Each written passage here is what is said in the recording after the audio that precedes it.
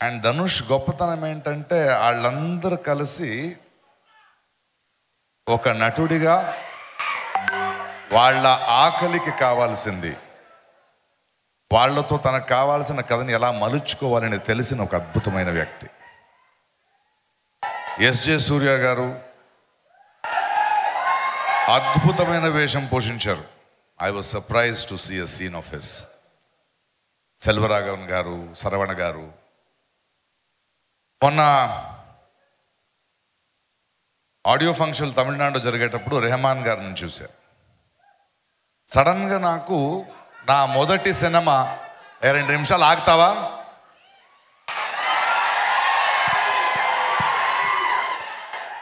కొంచెం బాధ్యతగా మాట్లాడుకుందాం.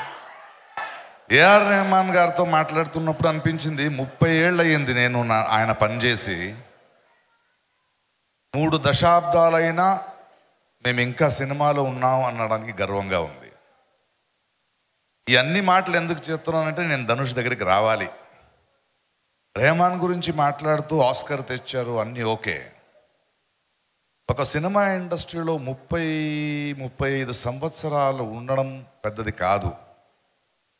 కళ అనేది ఒకరికి ఒక చోటు ఇస్తుంది, ఒక వేదిక ఇస్తుంది. కళాకారుడు తన ప్రతిభ వల్ల మాత్రమే పెద్దోడవుడు, మీ అందరి ప్రేమ వల్ల పెద్దోడవుతాడు. దానికన్నా గొప్పది చూస్తున్న సినిమా చూస్తున్న వాళ్ళు ఆ కళాకారుడి మీద పెట్టిన నమ్మకం వల్ల పెద్దోడవుతాడు. కానీ ఆ నమ్మకాన్ని నిలబెట్టుకోవాలి కదా. నువ్వు ఎన్ని సంవత్సరాలు నిలబెట్టుకుంటావో అన్ని సంవత్సరాలు ఉంటావు.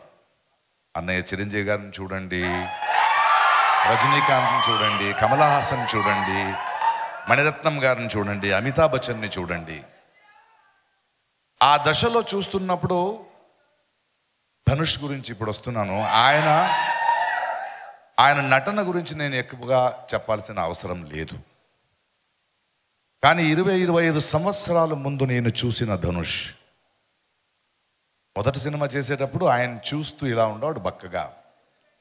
ఆ సినిమాలో ఒక డైలాగ్ ఉంది, ఏమయ్యా ఒక 10 కేజీల మాంసం 20 కేజీల ఎముకలు పెట్టుకుని ఏం చేస్తావరా అని అడిగా.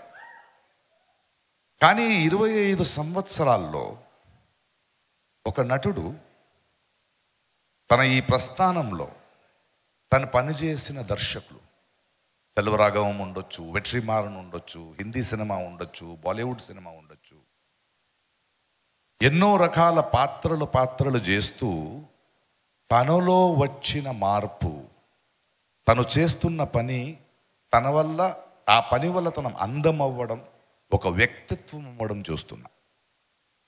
ఈరోజు ఒక చిన్న నటుడిగా వస్తూ రకరకాల పాత్రలు చేస్తూ రాస్తూ పాడుతూ ఇప్పుడు ఒక దర్శకుడిగా మన మీద వస్తున్నాడంటే, ప్లస్ ఈరోజు కూడా మీకు కనిపిస్తున్నది రాయన్.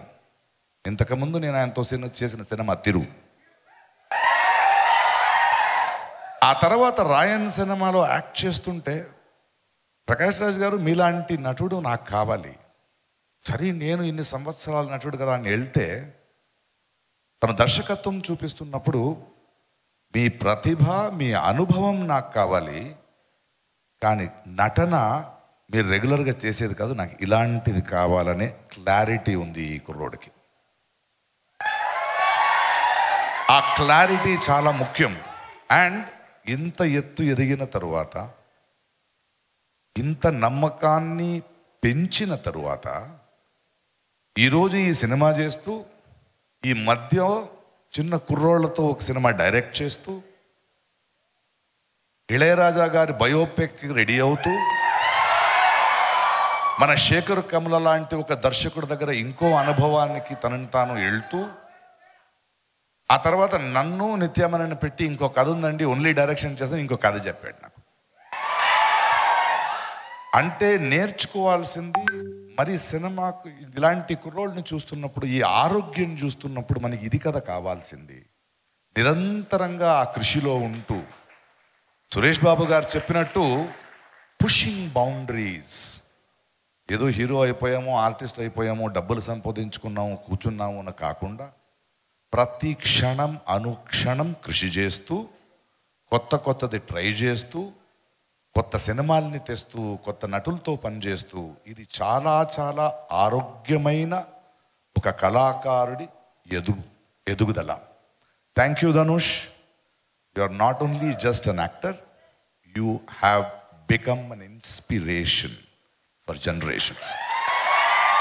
సినిమా ఇండస్ట్రీకి వచ్చే ఒక దర్శకుడైనా, నిర్మాత అయినా, నటుడైనా, ఒక టెక్నీషియన్ అయినా నేర్చుకోవాల్సింది ఇలాంటి వేదికని, ఇలాంటి బ్రతుకునిచ్చిన ఈ సినిమా ఇండస్ట్రీ ఏనిందో దానికి తిరిగిస్తూ దాన్ని సమృద్ధం చేసే పనిలో వెళ్ళాలి. వాళ్ళు అందమవుతూ వెళ్ళాలి, అహంకారం కాదు. దాన్ని ఒక ఎగ్జాంపుల్గా నించున్న ధనుష్, ఆయన సినిమా కన్నా నాకు ఆయన ఇది sort of inspiration is so awesome. Thank you darling. Thank you Raayan. ఇవాళ పాన్ ఇండియన్ సినిమా అని ఏమి ఉండదు, ఆడియన్స్ పాన్ ఇండియన్ అయిపోయారు. ఇప్పుడు అందరినీ మనం చూస్తున్నాం. ఎవరి దగ్గర కంటెంట్ ఉందో, ఎవరి దగ్గర విషయం ఉందో వాళ్ళు గెలుస్తారు, లేకపోతే నేర్చుకుంటారు. ఆ దృష్టిలో I wish you many more years. Thank you for giving back to the industry, strengthening the industry and pushing the boundaries. 26వ తారీఖు ఇంకో కొత్త అనుభవం, ఇంకో కొత్త విశ్వరూపం. ధనుష్ది. All the best. థ్యాంక్